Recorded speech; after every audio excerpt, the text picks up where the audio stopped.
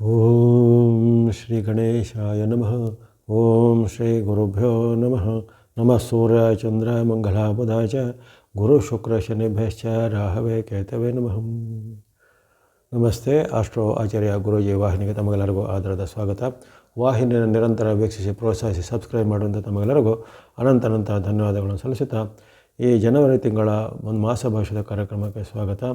ಮೊದಲು ತಮಗೆಲ್ಲರಿಗೂ ಹೊಸ ವರ್ಷದ ಹಾರ್ದಿಕ ಶುಭಾಶಯಗಳು. 2026ರ ವರ್ಷದಲ್ಲಿ ತಮಗೆಲ್ಲರಿಗೂ ಆಯುರಾರೋಗ್ಯ ಶಕ್ತಿ ಜಯಲಾಭ ಸಿದ್ಧಿಗಳು ಆಗಲೆಂದು ಹಾರೈಸುತ್ತಾ ಧನುಸ್ಸು ರಾಶಿಯ ಜನವರಿ ತಿಂಗಳ ಭವಿಷ್ಯವನ್ನು ಈಗ ಅವಲೋಕಿಸೋಣ. ಧನು ರಾಶಿಗೆ ಜನವರಿ ತಿಂಗಳ ವಾಕ್ಯ ಅನುಸಾರವಾಗಿ ಧನ ಲಾಭ ಅತ್ಯುತ್ತಮ, ನೆಮ್ಮದಿ ಆರೋಗ್ಯ ಮಧ್ಯಮ ಅಂತ ಬಂದಿದೆ.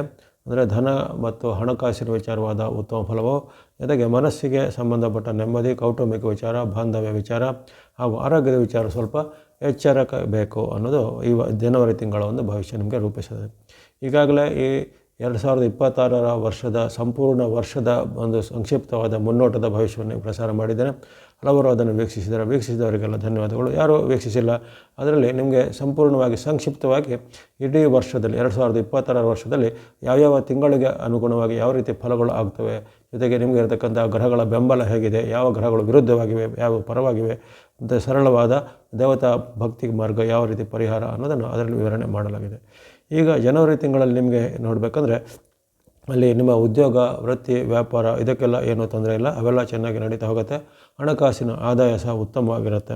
ಅಲ್ಲಿರತಕ್ಕಂತಹ ಬುಧ, ಗುರು, ಶುಕ್ರ ಮತ್ತು ರಾಹುಗಳ ಬೆಂಬಲ ನಿಮಗೆ ಒಂದು ಪೂರಕವಾಗಿರುವಂಥದ್ದು. ಹಾಗೆಯೇ ಯಾವಾಗ ಈ ಮಕರ ಸಂಕ್ರಾಂತಿ ಅಂತ ಆಗುತ್ತೆ ಜನವರಿ 15ರಿಂದ ನಿಮಗೆ ಅಲ್ಲಿ ಸೂರ್ಯ ಭಗವಂತನ ಒಂದು ಸ್ವಲ್ಪ ಮಟ್ಟಿಗೆ ಅವರ ಒಂದು ಆಶೀರ್ವಾದ ಸ್ವಲ್ಪ ಮಟ್ಟಿಗೆ ಬರಲಿದೆ. ಹಾಗಾಗಿ ಅನೇಕ ರೀತಿಯ ಉತ್ತಮ ಪರಿಣಾಮಗಳು ನಿಮಗೆ ಈ ತಿಂಗಳಲ್ಲಿ ಆಗಲಿಕ್ಕಿದೆ. ಆದರೆ ಈ ತಿಂಗಳಲ್ಲಿ ಎಚ್ಚರಿಕೆಯ ಫಲವಾಗಿ, ಉದಾಹರಣೆಗೆ ಅಲ್ಲಿ ರವಿ ನಿಮಗೆ ಆರಂಭದಲ್ಲಿ ನಿಮ್ಮ ರಾಶಿಯಲ್ಲಿ ಜನ್ಮದಲ್ಲಿ ಇರ್ತಾನೆ, 14ರವರೆಗೆ ನಿಮ್ಮ ಜನ್ಮದಲ್ಲೇ ಸೂರ್ಯನಿರುವ ಒಂದು ವಿಚಾರವು ಅಷ್ಟೊಂದು ಒಳ್ಳೆಯದಲ್ಲ. ಅದರಿಂದಾಗಿ ಆರೋಗ್ಯದ ಮೇಲೆ, ಬಾಂಧವ್ಯದ ಮೇಲೆ ಅಡ್ಡ ಪರಿಣಾಮ ಬರ್ಬೋದು. ಹಾಗಾಗಿ ನೆಮ್ಮದಿ ಆರೋಗ್ಯ ಮಧ್ಯಮ ಅಂತ ಈ ತಿಂಗಳ ವಾಕ್ಯದಲ್ಲಿ ಬಂದಿರುವಂಥದ್ದು. ಅಲ್ಲಿ ಜನ್ಮದಲ್ಲಿ ಯಾವಾಗ ಸೂರ್ಯ, ಗುರು ಅಥವಾ ಶನಿ ಮುಂತಾದ ಗ್ರಹಗಳು ಅಥವಾ ರಾಹು ಇತ್ಯಾದಿಗಳಿದ್ದಾಗ ಅದು ನಮ್ಮ ಮನಸ್ಸಿನ ಮೇಲೂ ಆರೋಗ್ಯದ ಮೇಲೂ ಅಡ್ಡ ಪರಿಣಾಮ ಬೀರುತ್ತೆ. ಹಾಗಾಗಿ ಈ ತಿಂಗಳ 14ರವರೆಗೂ ಸೂರ್ಯ ನಿಮಗೆಲ್ಲ ಜನ್ಮರಾಶಿಯಲ್ಲಿ ಇರ್ತಾನೆ. ಅದೇ ರೀತಿ ಇತರ ಗ್ರಹಗಳ ಒಂದು ಅಡ್ಡ ಪರಿಣಾಮ ನಿಮ್ಮ ಮೇಲೆ ಇದೆ. ಶನಿ ಮಹಾರಾಜರು ನಿಮಗೆ ಅರ್ಧಾಷ್ಟಮದಲ್ಲಿಯೂ, ಕೇತು ಸಹ ನಿಮಗೆ ನವಮದಲ್ಲಿ ಇರುವಂಥದ್ದು. ಅದೇ ರೀತಿ ಮಂಗಳನು ಸಹ ನಿಮಗೆ ಈ ತಿಂಗಳಲ್ಲಿ ವಿರುದ್ಧವಾಗಿರ್ತಾನೆ. ಮಂಗಳನು ಸಹ ನಿಮಗೆ ಈ ತಿಂಗಳಲ್ಲಿ ಅಷ್ಟೊಂದು ಪೂರಕವಾಗಿರುವುದಿಲ್ಲ. ಇವೆಲ್ಲದರ ಅಡ್ಡ ಪರಿಣಾಮ ಸಹ ನಿಮ್ಮ ಮೇಲೆ ಇರುತ್ತೆ. ಹಾಗಾಗಿ ಸೂರ್ಯನ ಒಂದು ಪ್ರಭಾವ ನಿಮಗೆ ಅಲ್ಲಿ ಮಕರ ಸಂಕ್ರಾಂತಿ ಬಳಿಕ ಸ್ವಲ್ಪ ಮಟ್ಟಿಗೆ ಅಡ್ಡ ಪರಿಣಾಮ ಕಡಿಮೆ ಆಗುತ್ತೆ. ಅಲ್ಲಿವರೆಗೂ ಸ್ವಲ್ಪ ಜಾಸ್ತಿ ಇರುತ್ತೆ. ಆದರೆ ನಿಮಗೆ ಧನ ಭಾವಕ್ಕೆ ಬರ್ತಾನೆ, ಆದರೆ ಅದರಿಂದ ಹೆಚ್ಚು ಅಡ್ಡ ಪರಿಣಾಮಗಳು ಇರೋದಿಲ್ಲ. ಹಾಗಾಗಿ ಈ ತಿಂಗಳಲ್ಲಿ ಆರಂಭದಲ್ಲಿ ಕೆಲವೊಂದು ವಿಚಾರದಲ್ಲಿ ನಿಮಗೆ ಅಲ್ಲಿ ಆಯಾಸ ಆಗುವಂಥದ್ದು, ಆರೋಗ್ಯದಲ್ಲಿ ಏರುಪೇರಾಗುವಂಥದ್ದು, ಅಥವಾ ಇದ್ದಕ್ಕಿದ್ದಂತೆ ಹವಾಮಾನ ವೈಪರೀತ್ಯದಿಂದ, ಆಹಾರ ದೋಷದಿಂದ ಅಥವಾ ಇನ್ನಿತರ ಯಾವುದೇ ಕಾರಣಗಳಿಂದ ಅಥವಾ ಹಿಂದೆ ಇದ್ದಂತಹ ಯಾವುದೇ ರೀತಿಯ ಅನಾರೋಗ್ಯ, ಉದಾಹರಣೆಗೆ ಈ BP, ಶುಗರು, ಹಾರ್ಟ್ ಪ್ರಾಬ್ಲಮ್ ಇದ್ದಂಥ ಹಿನ್ನೆಲೆ ಇದ್ದವರಿಗೆ ಈ ಒಂದು ಅವಧಿಯಲ್ಲಿ ಜನವರಿ ತಿಂಗಳಲ್ಲಿ ಅವೆಲ್ಲ ಸ್ವಲ್ಪ ಹೆಚ್ಚು ಬಾಧೆ ಕೊಡ್ಬೋದು. ಅಥವಾ ಚಳಿಗಾಲಕ್ಕೆ, ಚಳಿಯಿಂದ ಆಗುವಂತಹ ಈ ಸ್ಕಿನ್ ರ್ಯಾಷಸ್ಸು, ಅಲರ್ಜಿಗಳು ಅಥವಾ ಅಸ್ತಮ ಇತ್ಯಾದಿ ಸಮಸ್ಯೆಗಳು ಈಗ ಜನವರಿಯಲ್ಲಿ ಹೆಚ್ಚು ಉಲ್ಬಣ ಆಗ್ಬೋದು. ಹಾಗಾಗಿ ಆರೋಗ್ಯದ ಬಗ್ಗೆ ಕಾಳಜಿ ಖಂಡಿತ ನಿಮಗೆ ಜನವರಿ ತಿಂಗಳಲ್ಲಿ ಬೇಕೇ ಬೇಕು. ಇನ್ನು ಕೆಲವೊಂದು ವಿಚಾರಗಳಿಗೆ ಸರ್ಕಾರ ಕೆಲಸ, ಕೋರ್ಟ್ ಕಚೇರಿ ಕೆಲಸ ಇತ್ಯಾದಿಗಳಿದ್ರೆ ಅವೆಲ್ಲವೂ ಈಗ ಜನವರಿ ತಿಂಗಳಲ್ಲಿ ಅಷ್ಟೊಂದು ಸ್ಪೀಡಾಗಿ ಆಗೋದಿಲ್ಲ. ಅವೆಲ್ಲವೂ ನಿಧಾನ ಆಗುವಂಥದ್ದು, ಅಲೆದಾಡುವಂಥ ಪರಿಸ್ಥಿತಿ, ಜೊತೆಗೆ ಪದೇ ಹೋಗಿ ಪ್ರಯತ್ನ ಪಡುವಂಥದ್ದು ಇವೆಲ್ಲ ಆಗೋದು. ಇನ್ನು ಕೆಲವೊಂದು ಆಸ್ತಿ ವಿವಾದ, ಭೂಮಿ ವಿವಾದ ಅಥವಾ ದಾಯಾದಿ ವಿವಾದ, ಕೌಟುಂಬಿಕ ವಿವಾದಗಳು ಇದ್ದರೆ ಸ್ವಲ್ಪ ಈ ತಿಂಗಳಲ್ಲಿ ಜಾಸ್ತಿ ಆಗ್ಬೋದು. ಪತಿ ಪತ್ನಿಯರ ಮಧ್ಯೆ, ಬಂಧುಗಳ ಮಧ್ಯೆ ಅಥವಾ ದಾಯಾದಿಗಳ ಮಧ್ಯೆ ಇವೆಲ್ಲವೂ ಇದ್ದಂತಹ ವಿವಾದಗಳು ಈ ಒಂದು ತಿಂಗಳಲ್ಲಿ, ಅಂದರೆ ಮಂಗಳ ಅಲ್ಲಿ ವಿರುದ್ಧವಾಗಿರ್ತಾನೆ. ಅಲ್ಲಿ ಬುಧನ ಪ್ರಭಾವ ಸಹ ನಿಮಗೆ ತಕ್ಕ ಮಟ್ಟಿಗೆ ಆರಂಭದಲ್ಲಿ ಇರುವುದಿಲ್ಲ. ಅಲ್ಲಿ ಬುಧನ ಪ್ರಭಾವ ನಿಮಗೆ 17ರ ಬಳಿಕ ಅಷ್ಟೇ ಬುಧನು ಚೆನ್ನಾಗಿರುವಂಥದ್ದು. ಮಂಗಳನು ತಿಂಗಳು ಪೂರ್ತಿ ವಿರುದ್ಧವಾಗಿರುವಂಥದ್ದು. ಇನ್ನು ಗುರುಬಲ ಇದೆ ನಿಮಗೆ. ಗುರುಬಲ ಇದ್ದರೂ ಈಗ ಗುರುವಿಗೆ ಸಾಮಾನ್ಯ ವಕ್ರಗತಿ ಇದ್ದಾಗ ಅವರ ಒಂದು ಬಲದಲ್ಲಿ ಕುಸಿತ ಆಗುತ್ತೆ. ಅಂದರೆ ತೀರಾ ಗುರುವಿನಿಂದ ನಿಮಗೆ ಕೆಟ್ಟ ಪರಿಣಾಮನೂ ಆಗೋದಿಲ್ಲ, ಆದರೆ ನಿಜವಾದ ಒಂದು ಆಗಬೇಕಾದ ಉತ್ತಮ ಪರಿಣಾಮಗಳು ಸ್ವಲ್ಪ ಬೇಗ ಕುಸಿತ ಆಗ್ಬೋದು. ಅನ್ನು ಶುಕ್ರ ನಿಮಗೆ ತಿಂಗಳು ಪೂರ್ತಿ ಪೂರಕವಾಗಿರೋ ಕಾರಣ ಹಣದ ಯಾವುದೇ ಕೊರತೆ ಇಲ್ಲ. ಹಾಗಾಗಿ ನಿಮಗೆ ಬಂದಂಥ ವಾಕ್ಯದಲ್ಲಿ ಧನ ಲಾಭ ಅತ್ಯುತ್ತಮ, ನೆಮ್ಮದಿ ಆರೋಗ್ಯ ಮಧ್ಯಮ ಅನ್ನೋದು ಬಂದಿದೆ. ಹಾಗಾಗಿ ಧನಕ್ಕೆ, ಶುಕ್ರನಿಂದ ಬರುವಂಥ ಧನಕ್ಕೆ ಯಾವುದೇ ಕೊರತೆ ಇಲ್ಲ. ಅಲ್ಲಿ ನಿಮಗೆ ಆರಂಭದಲ್ಲಿ ನಿಮ್ಮ ಜನ್ಮರಾಶಿಯಲ್ಲೂ, ಆ ಬಳಿಕ ಅಲ್ಲಿ ಮುಂದಿನ ಮಕರ ರಾಶಿಗೂ ಶುಕ್ರನು ಪ್ರಯಾಣ ಮಾಡ್ತಾನೆ. ಅವೆಲ್ಲ ಎರಡೂ ಪ್ರಯಾಣಗಳು ಅಥವಾ ಎರಡೂ ಗೋಚಾರಗಳು, ಶುಕ್ರನ ಗೋಚಾರ ನಿಮಗೆ ಈ ಜನವರಿಯಲ್ಲಿ ಪೂರಕವಾಗಿರುತ್ತೆ. ಅದಕ್ಕೆ ಹಣಕ್ಕೆ ಏನೂ ಕೊರತೆ ಇರೋದಿಲ್ಲ. ಅರ್ಧಾಷ್ಟಮ ಶನಿಯ ಪ್ರಭಾವ ನಿಮಗೆ ಗೊತ್ತಿರುವಂತೆ ಈ ತಿಂಗಳಲ್ಲೂ ಅದು ಮುಂದುವರಿಯುತ್ತೆ. ಜನವರಿ ತಿಂಗಳಲ್ಲೂ ಶನಿ ಮಹಾರಾಜರಿಗೆ ರುಜುಗತಿಯಲ್ಲಿದ್ದಾರೆ.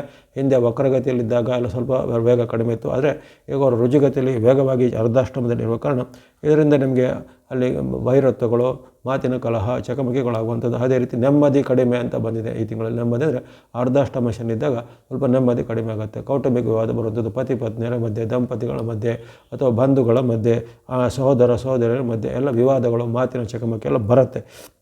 ಹಾಗಾಗಿ ಈ ಜನವರಿ ತಿಂಗಳಲ್ಲೂ ಅದು ಮುಂದುವರಿಯುವ ಕಾರಣ ಆ ಬಗ್ಗೆಯೂ ಎಚ್ಚರ ವಹಿಸುವಂಥದ್ದು. ಇನ್ನು ರಾಹು ನಿಮಗೆ ಪೂರಕವಾಗಿದ್ದಾನೆ.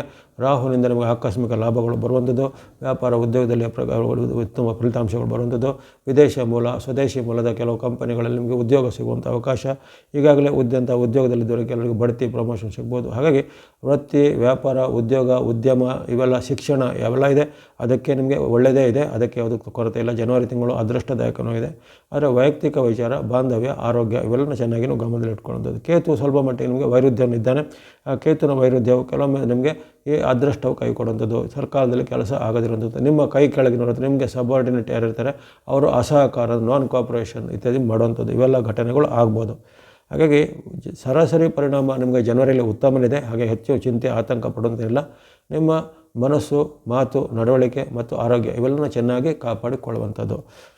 ಆರೋಗ್ಯಕರ ಜೀವನ ಶೈಲಿ ಅಂತ ಹೇಳಿದ್ರು ಅದನ್ನು ಅನುಸರಿಸೋದು ಒಳ್ಳೆಯದು.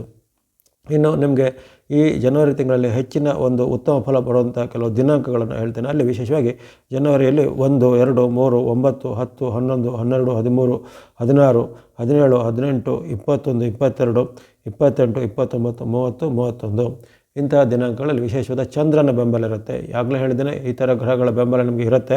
ಅಲ್ಲಿ ಬುಧ, ಗುರು, ಶುಕ್ರ, ರಾಹುಗಳ ಬೆಂಬಲ ನಿಮಗೆ ತಿಂಗಳಲ್ಲಿ ಹೆಚ್ಚಿನ ದಿನಗಳಲ್ಲಿ ಇರ್ತವೆ. ಅದನ್ನು ನಿಮಗೆ ಏನೂ ತೊಂದರೆ ಇರೋದಿಲ್ಲ. ಆದರೆ ಈ ಹೇಳಿದಂಥ ಡೇಟ್ಗಳಲ್ಲಿ, ಆಯಾ ದಿನಾಂಕಗಳಲ್ಲಿ ನಿಮಗೆ ಚಂದ್ರನ ಅನುಕೂಲ ಸಹ ಬಹಳ ಉತ್ತಮವಾಗಿರುವ ಕಾರಣ ಆ ದಿನಗಳನ್ನು ವಿಶೇಷವಾದ ಕೆಲಸ ಕಾರ್ಯಗಳಿಗೆ ಬಳಸಿಕೊಳ್ಳುವಂಥದ್ದು. ಹಾಗಾಗಿ ಒಟ್ಟಾರೆ ಫಲಿತಾಂಶ ನಿಮಗೆ ಜನವರಿ ತಿಂಗಳಲ್ಲಿ ನಿಮ್ಮ ಪರವಾಗಿರುತ್ತೆ. ಕೆಲವೊಂದು ವಿಚಾರಗಳಲ್ಲಿ ಸ್ವಲ್ಪ ಮಧ್ಯೆ ಸ್ವಲ್ಪ ಏರುಪೇರಿನ ಘಟನೆಗಳು ಬರ್ಬೋದು. ಕೆಲವೊಂದು ವಿಚಾರ ಸ್ವಲ್ಪ ಮನಸ್ತಾಪಗಳು ಬರುವಂಥ ಸಾಧ್ಯತೆ, ಜೊತೆಗೆ ಮಾತಿ ನಡವಳಿಕೆಯಲ್ಲಿ ಸ್ವಲ್ಪ ಮುನ್ನೆಚ್ಚರಿಕೆಯನ್ನು ಗಮನಿಸುವಂಥ ಚಂದ್ರ ಬೆಂಬಲ ಇರುವಂಥ ದಿನಗಳನ್ನು ಆಯ್ಕೆ ಮಾಡಿಕೊಳ್ಳಿ. ಸುಮಾರು 17 ಡೇಟ್ಗಳಲ್ಲಿ ನಿಮಗೆ ಚಂದ್ರನ ಬೆಂಬಲ ಇರುವಂಥದ್ದು ವ್ಯಕ್ತವಾಗಿದೆ. ಹಾಗೆ ಇವೆಲ್ಲ ಗಮನದಲ್ಲಿಟ್ಕೊಳ್ಳಿ. ಇನ್ನು ಈ ತಿಂಗಳಲ್ಲಿ ನೀವು ಬಳಸುವಂಥ ಬಣ್ಣಗಳ ವಿಚಾರ ಬಂದರೆ, ಧನುರಾಶಿಗೆ ಗುರು ಅಧಿಪತಿ, ಗುರುವಿನ ಒಂದು ಸಂಕೇತವಾದ ಬಣ್ಣ ಯೆಲ್ಲೋ ಅಥವಾ ಹಳದಿ ಬಣ್ಣ. ಆ ಯೆಲ್ಲೋ ಅಥವಾ ಹಳದಿ ಬಣ್ಣ ನೀವು ಅದನ್ನು ತಿಂಗಳ ಪೂರ್ತಿ ಬಳಸುವಂಥದ್ದು. ಜೊತೆಗೆ ಸಂಖ್ಯೆ 3 ನಂಬರ್ 3 ತಿಂಗಳ ಪೂರ್ತಿ ಬಳಸುವಂಥದ್ದು. ವೈಟ್ ಅಥವಾ ಬಿಳೆ ಬಣ್ಣ ಶುಕ್ರನ ಸಂಕೇತವಾದ ವೈಟ್ ಅಥವಾ ಬಿಳೆ ಬಣ್ಣ ನಿಮಗೆ ತಿಂಗಳ ಪೂರ್ತಿ ಶುಕ್ರ ಅನುಗ್ರಹ ಇರುತ್ತೆ. ವೈಟ್ ಅಥವಾ ಬಿಳೆ ಬಣ್ಣ, ಸಂಖ್ಯೆ 6 ನಂಬರ್ 6 ಈ ತಿಂಗಳ ಮಟ್ಟಿಗೆ ನೀವು ಬಳಸ್ಕೋಬೋದು. ಇನ್ನು ರಾಹುವಿನ ಸಂಕೇತವಾಗಿರುತ್ತೆ ಗ್ರೇ ಮತ್ತು ಬೂದು ಬಣ್ಣ, ಗ್ರೇ ಅಥವಾ ಬೂದು ಬಣ್ಣವನ್ನು ನೀವು ತಿಂಗಳ ಪೂರ್ತಿ ಬಳಸುವಂಥ. ಜೊತೆಗೆ ರಾಹುವಿನ ಸಂಕೇತವಾದ ಸಂಖ್ಯೆ 4 ನಂಬರ್ 4 ನೀವು ತಿಂಗಳ ಪೂರ್ತಿ ಬಳಸುವಂಥದ್ದು. ಇನ್ನು ಗ್ರೀನ್ ಅಥವಾ ಹಸಿರು ಬಣ್ಣ ಇದು ಬುಧನ ಸಂಕೇತ. ನಿಮಗೆ 17ರಿಂದ ಬುಧನ ಅನುಗ್ರಹ ಆಗುತ್ತೆ. ಈ ಎಲ್ಲ ಗ್ರಹಗಳ ಗೋಚಾರದ ಪ್ರತ್ಯೇಕ ವಿಡಿಯೋನ ಪ್ರಸಾರ ಮಾಡ್ತಾ ಇರ್ತೇನೆ. ಯಾರು ಎಲ್ಲ ಪ್ರತ್ಯೇಕ ವಿಡಿಯೋನ ಅದನ್ನು ಸಹ ಗಮನಿಸಿಕೊಳ್ಳಿ. ಅದರಲ್ಲಿ ವಿಶೇಷವಾದ ವಿಸ್ತಾರ ಅಂದರೆ ವಿವರಣೆಗಳಿರ್ತವೆ.